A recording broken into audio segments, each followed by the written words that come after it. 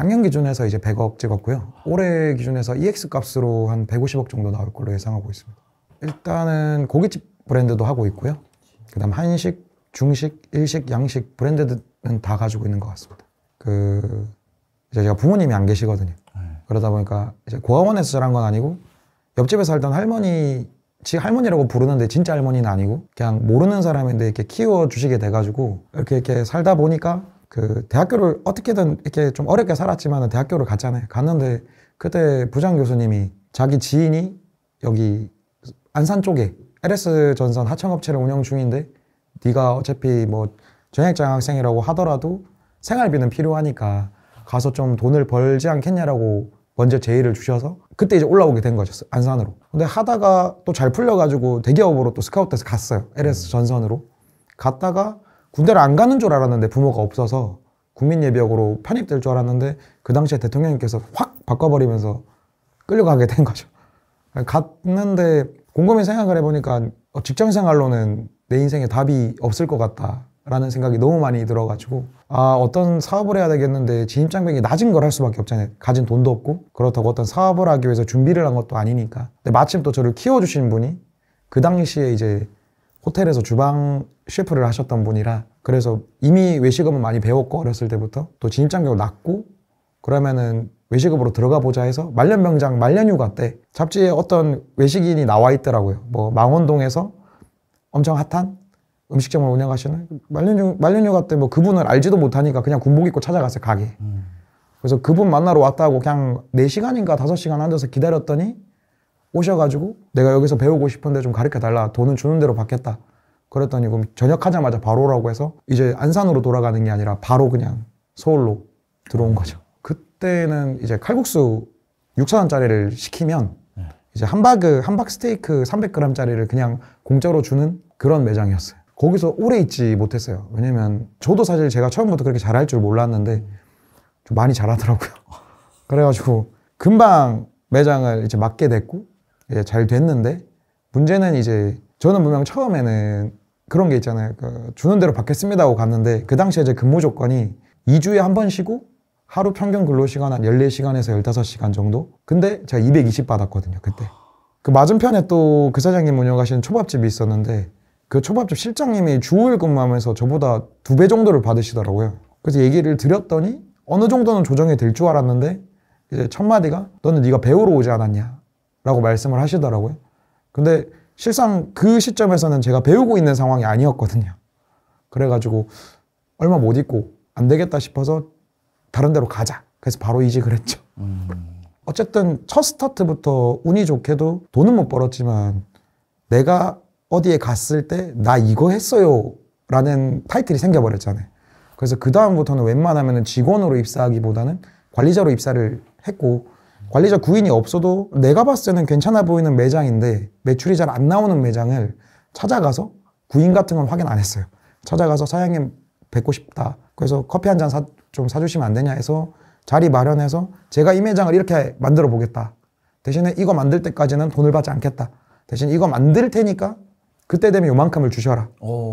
라는 형태로 좀 몇 군데를 했는데 이게 참 그 똥 싸러 들어갈 때랑 나올 때랑 다르다고 해놓고 나면은 약속을 지키시는 분들이 없더라고요. 처음에는 분명 해주겠다 했는데 이제 안 해주시는 분들이 많았어가지고 그럼 했다가 안 해줘서 딴 데 가고 했다가 안 해줘서 딴 데 가고 이런 상황을 좀 많이 겪었었죠. 직원으로 근무한 건 다 해봤습니다. 그러니까 고깃집, 중식집, 소래포구 가서 회도 떴었고요. 할 수 있는 건 다 했던 것 같아요. 왜냐면은 내가 해보지 않으면은 내가 했을 때 똑바로 못할 것 같아서 3년 정도 넘었던 것 같아요. 저는 원래 사업할 생각이 없었거든요. 제 목표는 예를 들어 이제 PD님이 사장이라고 치면 PD님 저기 골프 치러 보내드리고 일은 내가 다 하고 약간 이런 실세주의자가 목표였는데 결국 마지막까지도 그때 만난 대표님이 좀 크신 대표님이었는데도 불구하고 그분도 결국 약속을 지키지 않으시고 돈을 주고 부리는 사람에 대한 무시가 행동으로 너무 표현이 되셔서 아예 도저히 안 되겠다 해서 그냥 내 거 하자. 그렇게 해서 2018년도에 시작하게 된 거죠. 목표를 제시하고 목표를 달성했을 때 저한테 이만큼만 해주십시오라고 얘기를 했었기 때문에 그걸 안 지켰을 때 전 계속 이동을 했거든요. 그러다 보니까 짧을 수밖에 없었고 안 되던 매장에 대해서 내가 가서 그걸 계속 달성해보는 경험이 계속 쌓이다 보니까 난 언제든지 하면은 되겠구나라는 생각은 항상 있었는데 그럼에도 불구하고 내 거를 안 하고 싶었던 이유는 어쨌든 자본이 없으니까. 내 거를 해야겠다 마음 먹고 나서 예산을 딱 봤더니 예산이 딱 1,000만 원 있는 거예요. 진짜 딱 1,000만 원. 근데 저는 그 1,000만 원에 맞춰서 알아보진 않았고 그냥 권리금 1,000만 원짜리를 찾아다녔어요. 보증금은 다 빼놓고 뭐 공사비 인테리어비도 다 빼놓고 대신에 고깃집 원래 하던 고깃집만 그러니까 내가 하던 게 원래 그 일이었으니까 살리는 거. 그래서 고깃집만 찾아다니다 보니까 딱 망해 나가는 고깃집이 그것도 2층에 그것도 위치가 굉장히 안 좋은 근데 상권은 그래도 나쁘지 않은 게 1,000만 원에 나와 있더라고요. 계속 적자를 보니까 갔더니 이제 잘 얘기가 돼서 1,000만 원에 인수하기로 했고 근데 보증금이 없잖아요. 그럼 이제 빌려야죠 그거. 난 내가 이걸 하고 싶은데 보증금은 어차피 묶이는 돈이니까 내가 손해만 안 보면 저 사람 돈은 안전하게 지킬 수 있으니까 거기에 대한 자신이 있으니까 이제 그때까지 알게 된 사람들에게 이제 빌리러 다닌 거죠. 빌리러 다녀서 이제 보증금은 빌렸고 계약을 했고 근데 할 수 있는 게 아무것도 없잖아요. 돈이 없으니까. 간판도 못 바꾸고 하다못해 뭐 인테리어 하나도 못 바꿨으니까 집기도 못 바꿨어요. 돈이 없어서. 바꾼 거라고는 그때까지 제가 매장들을 돌아다니면서 관리자로 있었다 보니까 거래처들 인프라가 많이 형성이 돼 있으니까 거래처 사장님들과의 관계를 많이 잘 형성을 해놨다 보니까 초도 물량에 대해서 비용받지 않겠다. 너나 하면 잘 될 거니까 물량 밀어줄게. 벌어서 갚아라.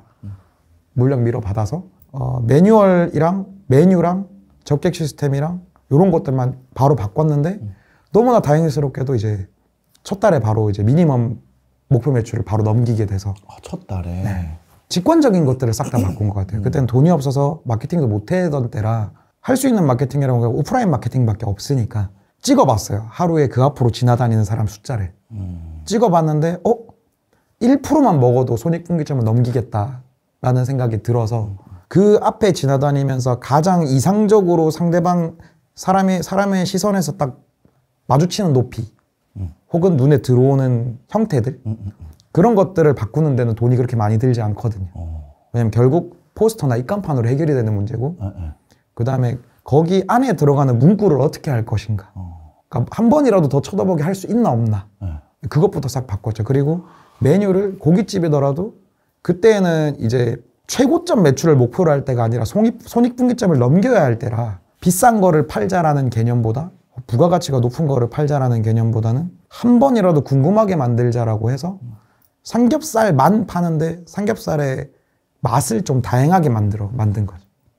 제가 2018년 하기 전에 2년 전쯤에 팔색 삼겹살이라고 엄청 대박 났다가 금방 시들해진 브랜드가 있는데 그 브랜드가 금방 핫해졌던 거는 삼겹살이라는 대중적인 메뉴를 가지고 익숙한 메뉴를 가지고 약간만 틀어서 궁금증을 가지게 했기 때문에 성공했다고 저는 생각을 했거든요.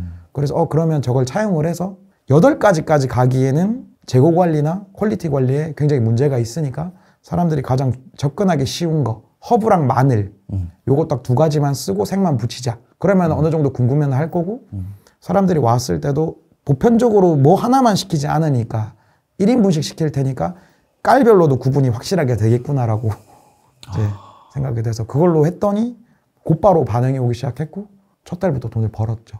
제가 이 부분을 정확하게 기억은 못 하는데 5월 달에 3천, 6, 7월 달에 5천 넘겼고 9월 달, 10월 달에 8천 넘겼고 11월, 12월 달에 1억 넘겼어요. 그리고 지금은 아직도 그 매장을 저는 운영하고 있거든요.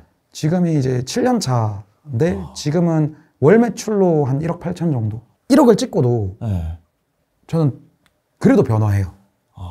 그러니까 1억 찍었으니까 됐다가 아니라 1억을 찍었네? 그럼 왜 1억 5천은 못 찍지? 라고 생각을 하는 주의라서 1억 찍었으면 또 과감하게 변화를 해야 돼요.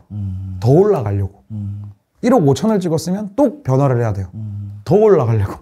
근데 변화를 하다가 내가 잘 되던 거를 잃어버릴 수도 있잖아요. 그게 두려우면 제 인생은 계속 거기서 멈춰 있겠죠. 왜냐하면 그 뒤부터 2020년에 아마 코로나가 터졌던 것 같은데 그렇죠. 저는 코로나 터졌을 때 매장 확장을 시작했어요. 저는 어떤 생각이었냐면 코로나가 터졌다. 집합금지다. 외식업이 망한다. 결론 권리금이 싸게 나온다. 였었어요. 그래서 저는 사실 첫 번째 매장을 하고 나서 1년 동안 돈 한 푼을 못 벌었거든요.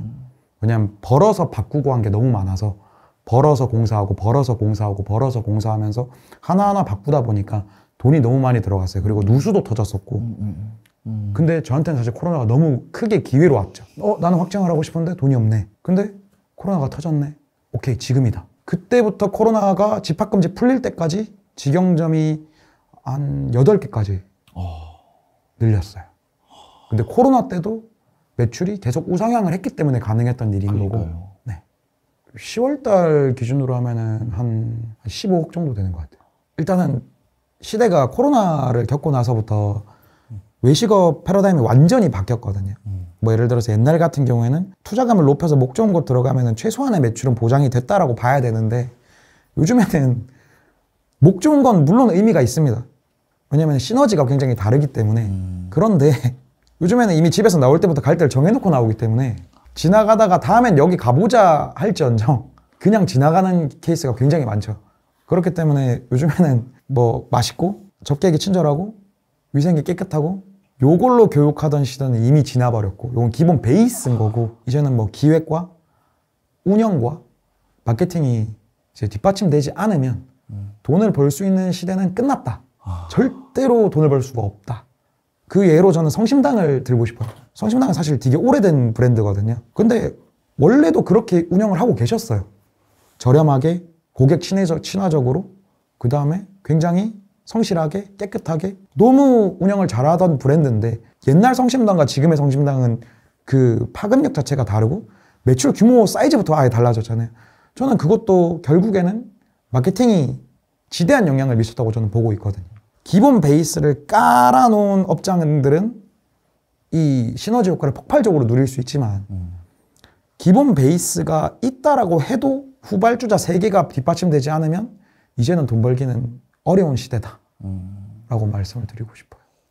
만약 제가 지금 그때로 돌아가서 지금 스타트를 한다고 치고 돈이 없다라고 생각을 한다. 그리고 요 기획과 운영과 뭐 마케팅에 대한 실력이 제로 베이스로 돌아간다라고 친다면 결국에는 완전 옛날에 했던 방식을 지금 써야 되는 것 같아요. 그러니까 어중간한 방식이 아니라 정말 직관적으로 눈에 그냥 완전히 띄게 뭐 어줍지 않게 의미를 내포한다거나 아니면은 어줍지 않게 고급스럽다거나 이런 방식이 아니라 오프라인 마케팅은 결국 직관이거든요. 뭐 그렇다고 해서 단순하게 현수막을 크게 달아라는 것보다 처음에 제가 했던 방식으로 진짜 지나다니는 사람이 내 매장 앞에서 어느 시점에 시야를 많이 두고 다니는지부터 파악을 하고 뭐 그 위치에 한 번이라도 시야를 걸리는 위치에 한 번 더 쳐다보게 할 문구를 어떻게 삽입을 할 건지 입간판 하나를 제작을 했는데 사람들이 가장 많이 다니는 길에 반드시 눈에 한 번은 걸릴 수밖에 없는 데다가 근데 그때가 2018년도였잖아요. 그때는 아직 인스타가 지금처럼 이렇게 올라왔을 때가 아니거든요. 그 인스타 로고 있잖아요. 그 어플 로고 그거를 따다가 위에다가 제일 크게 해놓고 미국에서 제일 유행하는 어플이다. 근데 밑에는 우리는 제가 그때 해화였으니까 해화에서 제일 잘 나가는 고깃집 삼겹살집인데 들어올래? 약간 이런 느낌으로 이렇게 했었거든요. 삼겹살집으로 바로 들어가 버리면 뭐 다 삼겹살집 입간판들은 다 비슷하니까 한 번도 안 쳐다볼 것 같아서 근데 실제로 그렇게 했더니 그거 보고 궁금해서 들어왔다는 손님들이 초반에 엄청 많았어서 가지고 뭔 근자감인지 들어왔는데 맛있어서 좋았다 또 오겠다고 나가신 분들이 많으셨죠. 완전 원론적으로 돌아가서 거기서부터 시작하면은 지금도 망하진 않을 것 같아요. 근데 시대가 변했다 보니까 사람들이 아는 게 많아지다 보니까 저는 함정에 빠졌다고 생각을 하거든요. 아는 게 많아지면 원론적인 것들을 잊을 때가 많아요. 그러니까 이거 해봤자 뭐 일단 이걸 해야 돼. 근데 이거부터거든요, 사실. 그러니까 원론적인 것부터 하시면 그래도 장사가 먹는 장사라 기본 베이스가 받쳐준다라면은 고급 기획이나 굉장히 디테일한 마케팅 없이도 요 기본 전제만으로도 큰 돈은 솔직히 못 버십니다. 이거는 단호하게 말씀드릴 수 있어요. 큰 돈은 못 버세요. 그래도 적어도 먹고 살 만큼은 충분히 버실 수 있지 않나. 장사를 하다 보면은 사실 하기 쉬운 것도 장사지만은 순식간에 몇 억 까먹는 것도 장사거든요. 정말 눈 깜짝할 새. 근데 요 리스크 없이 최소한의 실패를 예방할 수 있는 방법이 있어요. 그래서 이거를 꼭 말을 하고 싶었어요. 본인이 예를 들어서 외식업 내에서 한중일 양식 고깃집 뭐 이런 업종들 중에 하고 싶은 거를 만약에 정했다면 그 업종에서 가장 초대박람 매장에 꼭 직원으로 들어가서 일을 하셨으면 좋겠어요. 단순히 돈이 있다고 해서 하는 게 아니라 가장 대박난 매장에 들어가셔서 주육일 12시간 이상의 근무로 1년은 꼭 근무를 해보셨으면 좋겠고, 마지막 3달 정도는 어차피 내 거를 할 거라면 돈을 받지 않더라도 휴무 없이 주 7일 12시간 이상으로 근무를 해보셨으면 좋겠다. 이 말을 꼭 드리고 싶어요. 초대박람 매장에서 그 정도의 근무를 했다면 일단은 내가 장사를 하기 전에 내가 정말 장사를 해도 되는 사람인지 안 되는 사람인지를 알 수 있고, 두 번째는 초대박람 매장에서 그 정도 일을 했다라면 이미 필수 인력이 되어 있을 거거든요. 그 매장에서는. 그러면 필수 인력이 되었다라는 말은 본인 노력 여하에 따라서 노하우랑 거래처까지도 습득할 수 있거든요. 자기가. 이 행위를 함으로써 본인은 돈도 벌고 체력도 기르고 내가 했을 때 맞나 안 맞나도 판별할 수 있고 거래처의 노하우까지 습득이 가능하니까 정말 최소한의 실패, 즉 뭐 권리금과 보증금까지 날리는 요런 거는 사실 저는 없다라고 생각을 해요. 요렇게까지만 하시면 날릴 수가 없어요. 이게 만약 전제가 붙는다라고 치면. 그래서 이 말을 꼭 드리고 싶었던 이유가 요즘에 너무 장사를 쉽게 생각하고 들어오시는 분들이 너무 많아서 뉴스에는 나오잖아요. 뭐 100만 폐업 시대. 저는 그 말이 좀 잘못된 게 100만 폐업 시대가 아니라 100만 명이 창업하니까 100만 명이 폐업한다고 생각을 하거든요. 너무 쉽게 들어오시든 남들이 조만간 버니까 나도 하면 되겠지. 어차피 뭐 음식 파는 일인데 조금만 친절하면 되고 조금만 만만히 있으면 되고 조금만 깨끗하면 되겠지. 사실 시대가 변했거든요. 지금 장사를 시작하시는 분들이 이 영상을 보신다면 꼭 전달드리고 싶었던 얘기였어요. 그럼 프랜차이즈를 하는 건 어때요? 저도 지금 근데 프랜차이즈 브랜드를 개발 중이라 이런 말하는 게 좀 그렇긴 한데 네. 저는 프랜차이즈 브랜드는 그냥 학원이라고 생각을 하거든요. 돈을 벌려고 하는 게 아니라 경험을 쌓으려고 하는 학원이라고 저는 생각을 하기 때문에, 왜냐하면 본사도 돈을 벌어야 되잖아요. 그럼 점주가 생각하는 것만큼의 퍼센테이지를 절대 벌 수는 없어요. 프랜차이즈를 한다라고 치면. 그러면 저점 매출액이 극도로 높아야 최소한의 감가상각비를 제외하고 나서 수익을 얻을 수 있다는 건데, 요즘 같은 시대에 저점 매출액이 높을 수 있는 매장이 과연 몇이나 될까? 프랜차이즈를 하면서. 저점 매출액이라는 건 장사 안 되는 날. 네. 그렇게 따지고 보면 프랜차이즈는 그냥 내 장사를 하기 위한 하나의 훈련이라고 저는 생각을 하는데, 제가 앞에 말씀드린 거는 리스크가 없는데 이거는 리스크가 있으니까 저는 앞에 전자를 추천하는 거죠. 하나만 덧붙이자면 돈이 없으신 분들에게는 기회가 될 수도 있어요. 왜냐면 대박 매장에 들어가셨다고 하는 거는 거기 대표님이 계실 거고, 그 대표에게 필수 인력 혹은 그 대표가 아끼는 사람이 되면, 글쎄요, 저는 개인적으로 자본주의 사회가 다 그렇다고 생각을 하거든요. 쟤한테 투자했을 때 내가 돈을 벌 수 있다라는 확신만 보여준다라면 걔가 독립한다고 했을 때 밀어주지 않을까요? 저는 항상 이렇게 생각하고 사는 사람이라. 투자하니까. 네.